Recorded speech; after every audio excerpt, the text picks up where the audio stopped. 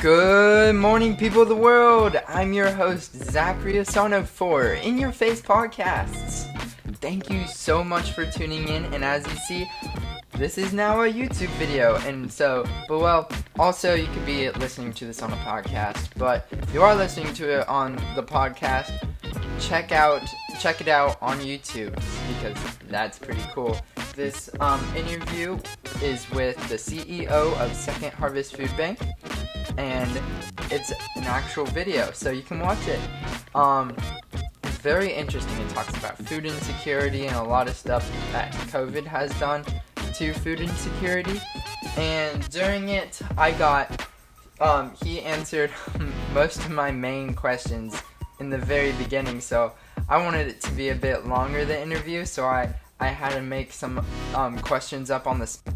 And a couple of times I got so caught into what he was saying that I forgot to think of the question. And so after he stopped talking, I was just sitting here like this, trying to think of what to say, like what my question would be. So that happens a couple of times. It's okay. It's all good. It was a very great interview. And so yeah, I hope you like it. Thank you so much for tuning in.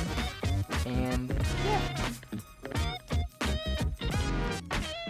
Alright, so let's get started. Could you first let us know like what Second Harvest Food Bank is and like what your primary goals are?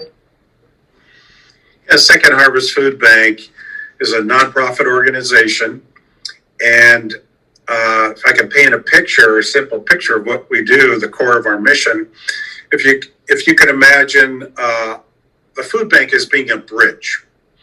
And on one side of the bridge, you have all the surplus food that's perfectly edible, but would be wasted, all right? And then on the other side of the bridge, you have the population that is in need of emergency food. So we are the bridge that connects those two. We're in a 6-county area here in Central Florida. So we're, primarily based in Orange County, but we cover Lake, Osceola, Seminole, Brevard, and Volusia counties. And we have facilities in Brevard and Volusia counties. And we distribute food through 550 different, what we call partner agencies, or partner feeding programs. And these are hundreds of food pantries, homeless shelters, soup kitchens, senior congregate living facilities, and they're all serving the low-income populations. So we collect all this food into our distribution center, and these partners then come into our center and access that food, take it back to their particular organization or mission or neighborhood, and distribute that food. So that's the way the system works. In addition to distributing the food that way, we have a number of programs in the community where we get food out as well to complement what they're doing. So we do it on a large scale. Last year, pre-COVID, we distributed enough food for 70 million meals in Central Florida, and it was not enough. And now with COVID, it has just ramped up that volume unbelievably. Just about doubled our distribution. Oh, wow. So that keeps us really busy. It's kind of an overview of how we do that and what we're about. Right. So your primary goal is like to feed all the food insecure throughout Central Florida. Yeah. Exactly. And the need for food is so high, even previous to COVID. Right. In the 6-county area, there's about 600,000 people who fall into that category. Mm-hmm. I mean, that is enormous. That's close to 20% of the population. Oh, wow. Yeah. And that need has not declined since COVID really broke out in March of this year. There's still just in our area, just tens of thousands of people who are unemployed. And then there are tens and thousands of people who are underemployed. Mm-hmm. They may have jobs, but they're making low wages. So they're really challenged that way. Mm-hmm. And like, so you're talking about how the need for food has gone like way up. How have like, so, and Second Harvest is mostly run by donations, right? Right. How has the pandemic affected like donations coming in, like along with the need for food? Right. Are you talking about food donations or financial donations? Both. Both. Okay. So from a food donation point of view, early on in the pandemic, donated food declined because one of our largest sources are grocery stores, Mm-hmm. and we pick up on a daily basis from 400 some grocery stores in the 6-county area. And if you recall, at that point in time, there were huge shortages of certain foods, lots of foods and paper goods and everything, because the whole supply chain of food was disrupted across the United States. So there was a shortage of that product. It now has come back, thank God, but it's taken months to come back.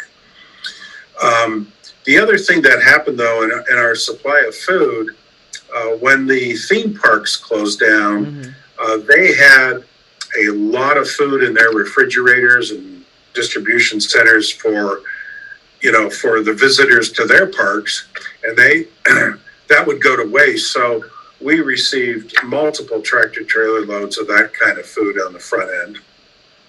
And what's happened is the federal government, through federal funding, has supplied it's called the COVID Family Assistance Plan. CFAP is the acronym. And Congress dedicated billions of dollars of money for food through farmers and food manufacturers across the United States. So that supply has really been a godsend to get out to people. So we're able to, find greater sources of food. So on the food side, that's what has occurred. On the financial donation side, the Central Florida community has been very generous. They realize that food insecurity is a huge problem, especially during COVID. And the charitable foundations, the corporate foundations in Central Florida, individual donors have really stepped up to provide more funding to feed people. So thank goodness we have the funding, because our volume is basically doubled in distribution, and all those expenses double accordingly. Right. We have 24 refrigerated trucks on the road, from tractor trailers to 26-foot trucks, and the fuel, the insurance, the driver time, all that, all that stuff increases on your operating cost. Right. But so far, so good with the Central Florida community on financial donations. We do have a concern as we get into the holiday season of November and December. That's a time for nonprofit organizations where we raise a lot of our money. Right. during that holiday season. We don't know what's going to happen this year. People may feel that they've given to COVID, over the past 6 months, and that's their contribution. Right. And maybe we won't see, the typical, giving levels during November and December. So we don't know. It's a concern. I hope that doesn't happen, right? Because that will really impact the level of our service. So yeah. And so, like, you were talking about how, like, when all the theme parks closed, they had all the food. And also, just recently, they laid off a whole bunch of their employees. And I saw that when that happens, a whole bunch of people across the country came together and like created GoFundMe's and got together a lot of money for like second food banks like Second Harvest for the employees. Has anything else like these kind of movements happened for other sections? Well, for the here locally, for hospitality workers that have been lost their jobs or their hours greatly reduced, there's been some individual groups that have raised some money and done their own thing, as kind of one-off events. But there's nothing that is really long-standing, or self-sustaining that's going on. A lot of times those things, they peak, they raise their money, the money is spent on the food or whatever, and, they dissolve. Right. So for us, for Second Harvest, it's been more of a general community-wide from all those different sources I was talking about. But yeah, there's been some wonderful work. Different congregations come together. I know there's been a couple of groups that have focused intentionally on hospitality workers. We know that we're reaching thousands of hospitality workers just through the requests for food that we're receiving. On our website, on our homepage, we have a button that says Find Food. And prior to COVID, people can click on that button and it leads them to a map of Central Florida, and it shows where all of our partner agencies are. And they can click on the nearest one and get contact information, hours of operation, and go to them directly. Prior to COVID, we were getting averaging 63 to 65 of those a week, okay? When COVID hit, we were averaging 1,200 a week. I mean, it's just into the stratosphere. So that has come down, but it's still at about 400 per week. So we know in that population there's a lot of hospitality workers, there. The other thing that's really complicating and making the situation more dire is an issue that existed pre-COVID, and that's the lack of affordable housing in Central Florida. It is a crisis. That is not an overstatement. COVID hits, that problem doesn't go away. It continues. And when COVID passes, it's going to be back again because it's so big, and the solutions to it, have to be so massive, and those are not happening. There's some good work being done around it, but you got kind of a double whammy. If you got low wages or no wages, and you got high rent or mortgage to pay, people are faced with impossible choices.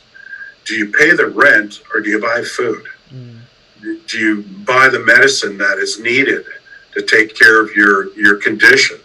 Do you pay the utilities or not? Right? So people don't want to become homeless, so they're going to find a way to pay that rent. Right. And a lot of people are really struggling with that now. We had a hiatus on eviction notices there for a while, but at the end of October, I believe those are over, and I don't know what those poor people are going to do. I don't know. So,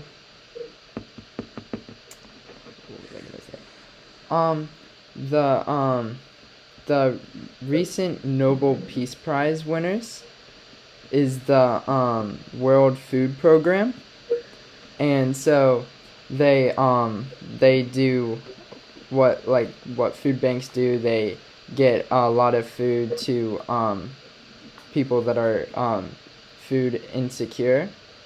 And how do you think the Nobel Peace Prize winners, how do you think people learning about that across the world, if that will impact food banks at all? People like now like seeing them more, because a lot of people don't know too much about food banks. Right. Well, with the visibility of that's fabulous. And that raises awareness, among the population that there's an issue out there, first and foremost, and that there's a solution to it as well. I don't think that visibility will have any real tangible effect on food banks that are located in North America, because the World Food Program really is focused in other parts of the world, right, and focuses on third world countries. I don't see any direct correlation, but just raising awareness of food insecurity as an issue around the world, or if it's local, right, is always a good thing. One of our biggest roles here as an organization is educating the public that there is a problem. right. Okay, because if you don't do that, you can't get people interested in supporting. So you have to educate them that there is a problem, and to also educate them on who the people that are hungry, who they are, right, because there's so many negative stereotypes held around these folks.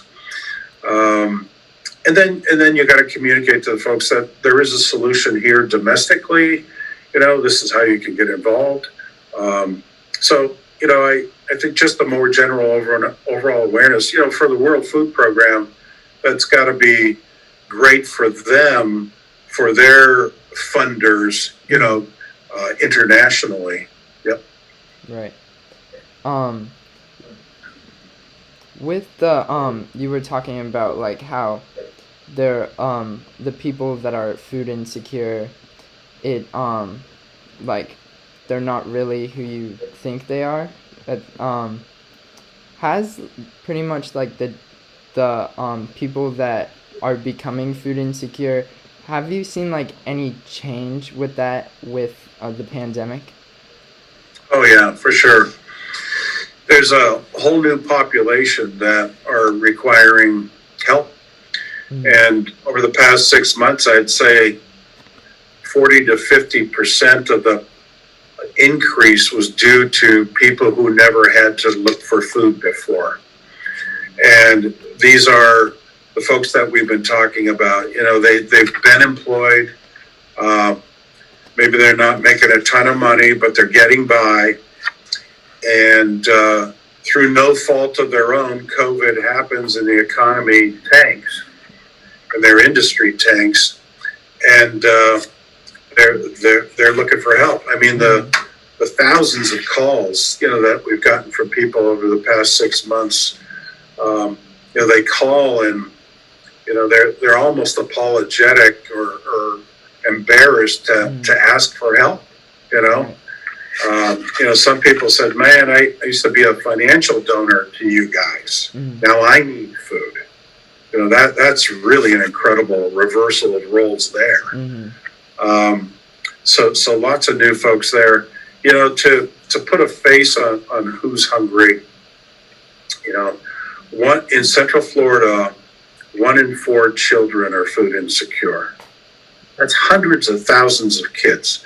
They're in a situation beyond their control. Right. I'm assuming that you grew up fortunate in a good zip code, right? We don't have a choice of what zip code we grow into or what family we become part of. Yep. So 1 in 4 kids in Osceola County, it's 1 in 3. Oh wow. And then the overall population, 1 in 6 people. So a huge portion of the food is going to children.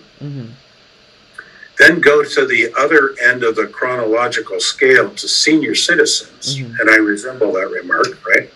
But I'm a fortunate senior citizen. But there's about 20% of the food is going to senior citizens that are living on fixed incomes, Social Security. Yeah.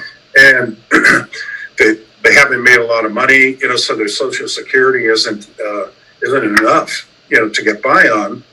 And they have medical issues and rent issues and food issues and all, transportation, all that. Right. And a lot of them are, widowed or widower, and there's not family support. So that's about 20% of the population. You got the kids over there, and then in between, the vast majority of the people in between, prior to COVID, were working. Right. The working, underemployed people were working, and now with COVID, so many of those are not working. Mm-hmm. And then there's a sliver of people, the homeless population, okay, that are the most visible. Those are the ones you see with the cardboard signs at the intersections, will work for food or need help. But in the grand scheme of things, actually, they are a small sliver of the population in need. Right. But a lot of the public sees those folks, and will make a moral judgment on their character. Right. In some cases, there are some people who have made some very bad decisions. All right.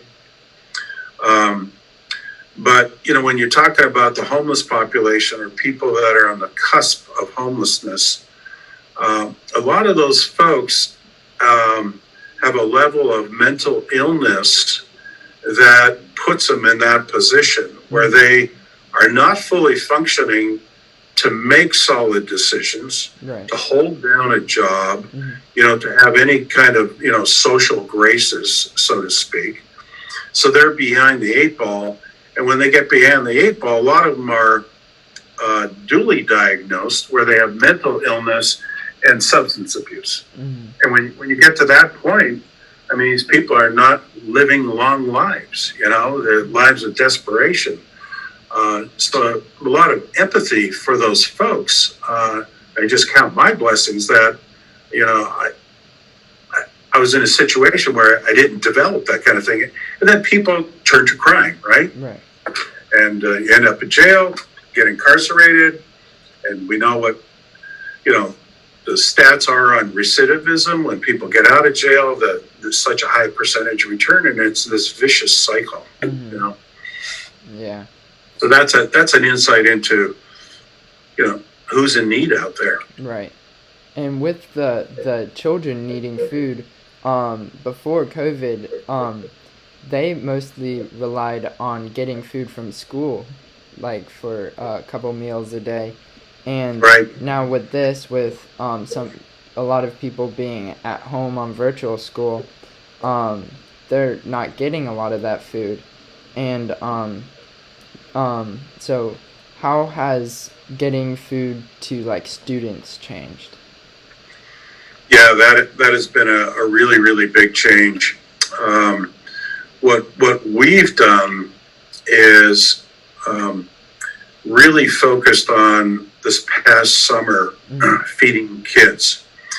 And we run a summer feeding program where we partnered with dozens and dozens of local organizations, and we said, listen, we will prepare those meals in our production kitchen, deliver them to your site at no cost to you. Last summer, we produced and delivered 300,000 meals for kids. We are continuing that now that the school year has started, and we are providing meals to after-school programs where kids will go to these areas. It's like a daycare or whatever, and meal is the magnet. We are delivering meals to various food deserts during the week as well, and those meals get to families and to the children. Yeah. So there's a variety of ways that we're doing that. But yeah, it's required more distribution, more expenses to do that. But we must do that. Yeah. Kids need to eat. Everybody needs to eat, but there are, when a child is from like 0 to 5 or 0 to 6, if they're not eating properly, there are long-term, irreversible cognitive learning disabilities that can occur. And my goodness, if they're struggling with that at such a young age, that's going to hamper them in elementary, middle and high school. Forget about getting to college. So there's significant health ramifications. And as adults, if they're not eating right, we know that we have an obesity epidemic that's going on. You have diabetes is an epidemic that's going on because people are not eating right. They're eating cheap calories. Try to imagine yourself as a single mother with, say, 2 kids. You're not making a lot of money, and you're paying rent. You got to keep your car going somehow, and you're doing grocery shopping, and maybe you have $30 in your purse, and you're going down the aisles. Are you going to buy the wonderful, healthy, antioxidant blueberries, strawberries, and health foods like that at $4.99 a pint, right? Or are you going to buy the mac and cheese for 49 cents a box and really stretch it, where you have the high calories, high fats, that kind of thing, the processed foods. So it's this vicious circle on what you could afford to eat. My wife and I were fortunate, and we're eating healthy, but my goodness, it's expensive to eat healthy, And the other piece to it is there's the knowledge around nutrition. And there's just so many households that do not have that knowledge and don't have that understanding of that impact. Part of our role here at the food bank is we source an incredible amount of healthy foods. But not only do we source the foods and distribute those, that we're providing nutritional education to these organizations as well. Because we'll get healthy foods in at times, and some of these folks have never seen them before. And don't know how to prepare it, So. So what can we, as a community, do to help and bring awareness to these problems? Well, I would say there's different things that can be done and that are being done by certain members of the community. One is to get an understanding of the problem, and maybe some hands-on experience. Not going hungry, but volunteer. That doesn't cost any money.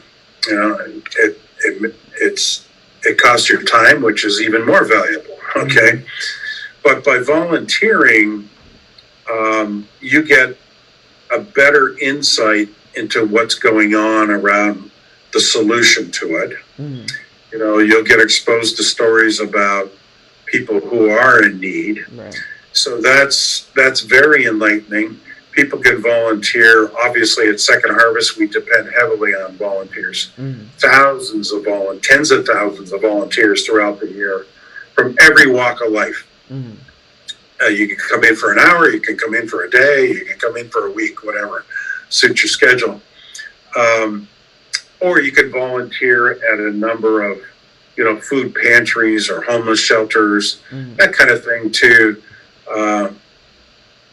get involved, be part of the solution, and get a better understanding. And then through that, you become an advocate, right? And as an advocate, you can share what you're learning with others, and that's very, very strong. So that's one thing. The other thing to do and it's around advocacy and government relations. Okay, there are public policies in place to fund federally funded nutrition programs like SNAP, which was previously called food stamps, or the school breakfast program, or others similar programs, summer feeding that I mentioned. We need to inform our elected officials that those programs are critical. And one way we offer people is on our website. We offer updates on those programs. And at times they come up for vote for support in that. And we provide some background information on that so people understand it in a simple way, okay?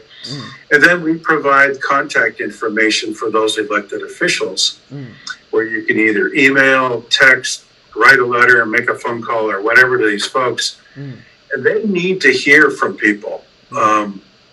And the more people they hear from on an issue, the more they pay attention. It's as simple as that. So that's that's just another way. That doesn't cost any money either. And then people certainly can support it through financial donations. We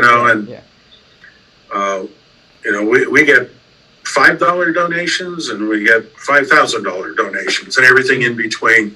So it's just a matter of people's means, but all of that makes a difference. All that adds up. I know a lot of people like to do food drives, Right.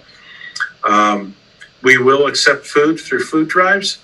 However, it is not a cost-efficient way to fight hunger because you're buying that product retail, right?